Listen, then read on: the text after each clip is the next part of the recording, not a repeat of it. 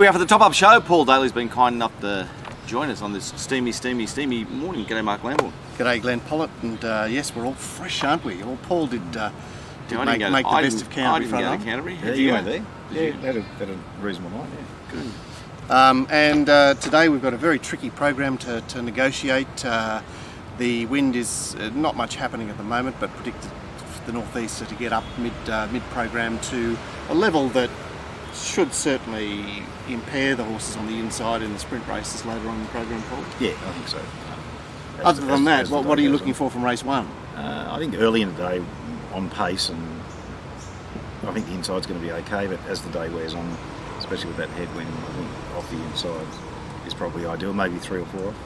Okay, there's a couple of mounting yard races obviously to kick off with, 2 small fields and small but select fields, but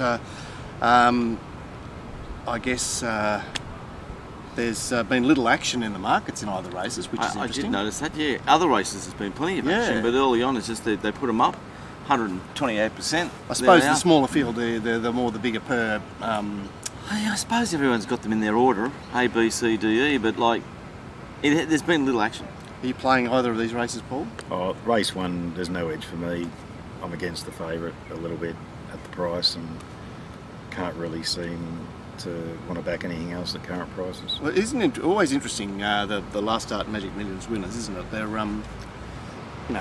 they come into a very different set, it's just a race. It's a different beast, isn't it? Generally, we've had a couple of horses out of the Magic Millions maiden that have gone to particularly weak maidens back in New South Wales. They started short priced and can't Space get near Boy the post. In particular, Space Boy just got smashed last night. Yeah, just owned. But I suppose. And what was the other one? There was another one during the day, like a Golden. Can't remember what the name was. It was up there. Bathurst, last chance dance. Last chance. Our man Luke Hilton. He smashed it. She's a non-chaser. Last chance dance. But it's still it's bodgy form is what I'm trying to get at. It's always bodgy form, and I think particularly if you're a subscriber to Ratings to Win, you'll notice that the figures for the Millions races are more in keeping with their actuality rather than their hype. Well, I mean, the big advantage it's got is the map. You know what's going to chase it, and horses like the Lizzie, who I've got a clear second pick, who's going to take it into the race. Indeed. So, all right, you're saying little edge in the first. What about race 2? Is that anything to offer you there? Well, you're dealing with a couple of first-up horses there, and obviously mounting yard is going to be key. I was sort of warming a little bit to Gravina. That you can just totally forget that second run, and on its first up run, its debut run, it fits in well here, I think. Yeah, well, Glenn was quite keen on it in the Golden Gift with Huey, wasn't it? No, it had Jay Doyle in the Golden Gift run. Huey rode his first start.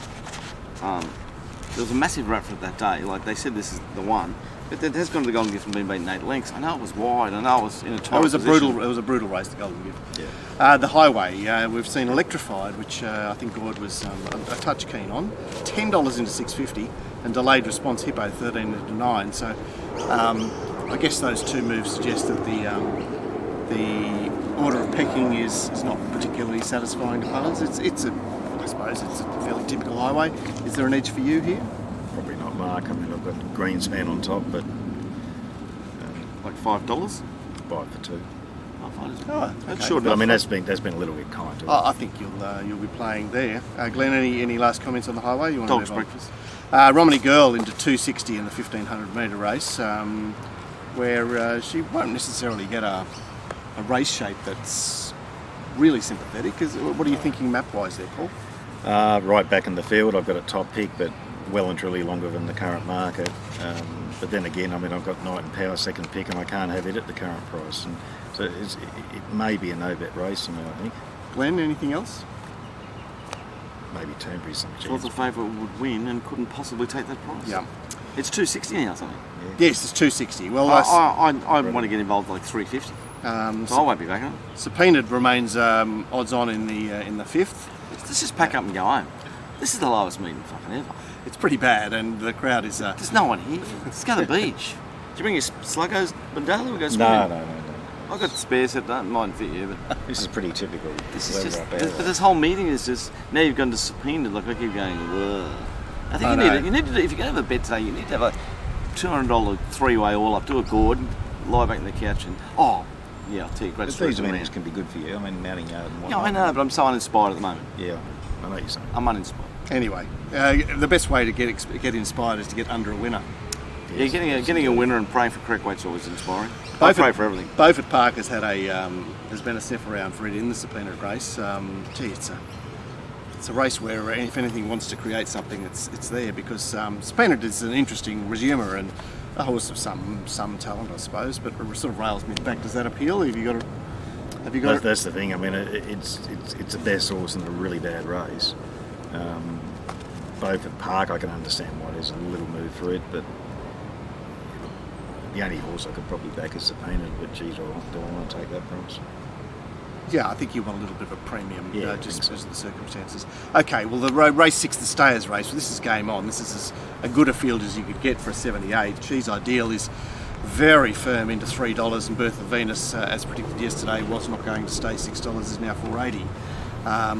So they're the two market movers in the race, and I suppose the two with the best form. What do you make of this favourite, Paul? Up from a night meeting to a 2,000 metre race. I backed it. I've taken the early prices and had a good go at it. Here we go. So You didn't hear it first on the show, but you actually heard it. You heard it, yes, but we're willing to share once we're on. Look, I think the horse is, it's certainly an up-and-coming horse, and it ran very good sectional, closing sectionals, and sustained the speed, really sustained that speed. Birth of Venus is probably the only real danger to it, I think. And if there could be something for Guise or Guys, however you want to pronounce it, to get that last run.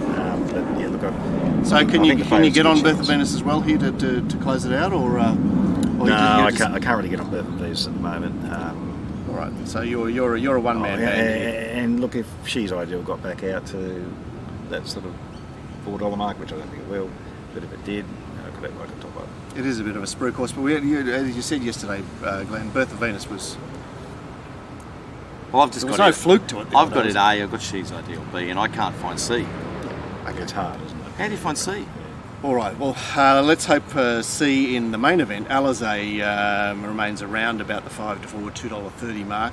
Irithea has been sniffed, $13 into 10. That's about it. The others as you were. All right, Paul, is this play race, or are you waiting for the mounting yard, or what are we doing? Yeah, I think you need to wait for the yard, I think. And look, Alizé's clearly the best horse, and for this type of race, I mean, colding at 1200 doesn't seem right for me. But look, I thought the horse at odds that could run a fair race here is Irithea. I mean, you'd think it would get a softish lead. And Yeah, I don't know whether Alizé- it's better or worse that Kiamichi's out, Glenn. I thought that Kiamichi was like a bit of a roadblock there that might actually assist Irithea, but I suppose the other view you could take is that there is actually less speed in the race now. And the synthetic fella goes on again too. On who? On Alizé. So Well, didn't know that. it's that and Hugh doesn't inspire. She It's is a uninspiring. particularly tricky horse for mounting yard, isn't she? Cause she's Yeah, this she is a big- tricky horse because she's this big thing that dances around, gets hot and sweaty, and then comes out and wins by this far. And I scratch my head because I've laid it, but maybe it had 4 lengths on them. And Yes, I know, and the parade has and the pulled it parade back to the pulled field, back yeah. 3.8 lengths, and Yeah. I've still had to pay. But I know what she looks like. I know what she's supposed to look like. I know if she's not her best. Whether we can look, if she looks great, I'm going to back her. I think she's unbeatable. And she looks particularly poor. I'm She's going on. to lay them in. She wasn't on last preparation, I think, even though you can make excuses for so many of those runs. She was doing really weird shit in the run. What about the way she pulled herself around the field in the Everest? Weird horse. The Paul Daly Handicap, I'm going to name this the second last, the penultimate, because honestly, it's a race that we want your erudition on, Paul. It's a very complex and obscure race. Yeah, these are tough horses. For me, Opaque. the only thing I could possibly back at a better price would be Tony's Reward. Right, who is favourite at $3, like barely $4 at the moment. Yeah. What was that? Tony's Reward. Manhattan Mist is into 650. Assault and Battery, the highway horse, that's how desperate this race is into single figures. I couldn't. You could put a 0 on the thing, and I couldn't take 80s if it's in 8s. And of course, Waller scratches his tricky dicky yonkers, so that doesn't help us either. All right, well, we'll just have to be doing our best. Come the last, a good standard of race, some good cattle here. Reloaded 13 into 650. Yeah, I can understand a bit of move for it. Well, it's I can't get it mystery that, I can't really, get it isn't that it? short, but I can see why it could be shorter than what I've got it. Very for me to most open races a day, but I'm a little bit against Lashes at the price. Embracer, I think, is just it had its picnic the other day. I mean, it was very. And you're probably very looking suited for by the wind pattern. at this stage to be against it. Yeah, look, if I had to have a bet in this race and go wide, I would back potentially Riverbird and at a big price, Americana Magic. Okay. Glenn, any final thoughts on the last race? Well, from I'm you? interested in the leader there, but like you said, it could be all chewed up by then, the way the wind is. It did defy the wind 2 starts back. Gary Clark will testify to the fact that he laid the shit out of it on that day. The nor'easter was blowing and it defied it. So maybe it's tougher than it ever was. I thought it was a little ant, but it's racing very well, this preparation. Okay, look, that's the top-up show for this very tricky-dicky program. The Expressway Stakes program is supposed to be at Rose Hill. We're at Randwick because of the weather conditions. Don't forget that we'll be reviewing this program completely on Monday. So even if we don't necessarily have all the answers now, perhaps we can be better informed come Monday and know what to do with these horses going forward. Please be a part of it. We'd love you to come on board. The first 2 weeks are always free, and at the Racing Rant site you'll also see a very healthy package of information about Ratings to Win, which is a product that I could not be without, and the man behind the Ratings to Win is sitting right next to us. I hope you have a good day, Paul, and we hope to see you soon. Don't forget, first 2 weeks free. We'd love to have you come on board. See you. Great, thank you.